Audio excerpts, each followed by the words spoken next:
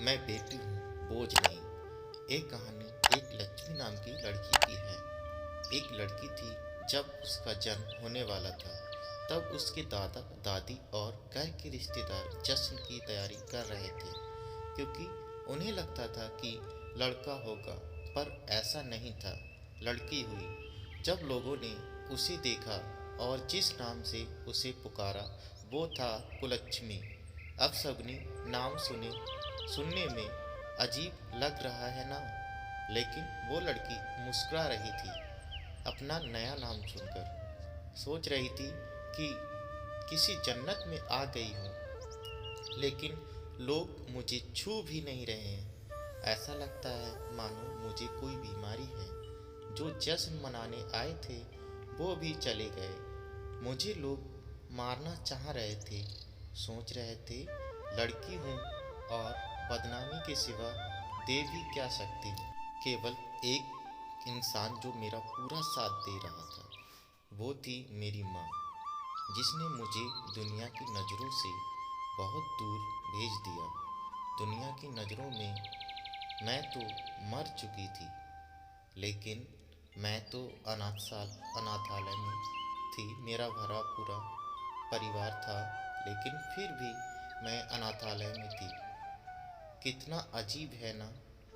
ऐसा कोई दिन नहीं जाता था जब मेरी माँ मुझसे मिलने न आती हो और मुझे दूध न पिलाती हो। मेरी पूरी देख रेख करती थी मेरी माँ, और परिवार वालों से झूठ बोलती थी कि मैं अपनी सहेली से मिलने जा रही हूँ। हर रोज माँ नए बहाने बनाती थी। एक दिन मुझे तेज बुखार हो गया और उस दिन माँ पूरे दिन मेरे साथ रही और मुझे सुलाकर ही वापस घर गई। पापा ने पूछा कि इतनी देर कैसे हो गई, तो वो बोली कि मेरी सहेली की तबीयत खराब थी और मैं उसकी मदद कर रही थी। पापा ने गुस्से में उस दिन मम्मी की पिटाई भी की।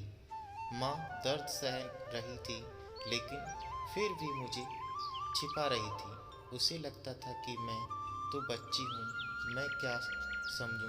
लेकिन ऐसा नहीं था, मैं सब समझती थी। मैंने भी सोच लिया कि सब जानकर रहूँगी। मैं मैडम के पास गई और बहुत रिक्वेस्ट करने पर उन्होंने मुझे सब कुछ बता दिया।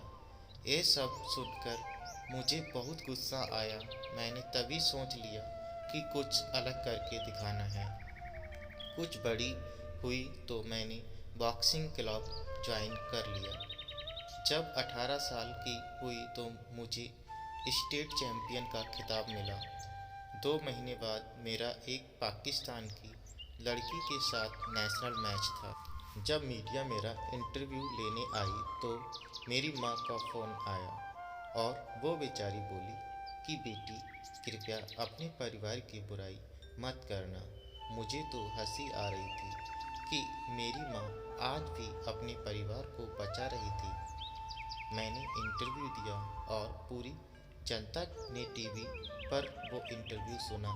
शाम को माँ ने बताया कि टीवी देखते हुए पापा बोल रहे थे कि वाह क्या वे लड़की है, कितना नाम रोशन कर रही है अपने माता पिता और परिवार का।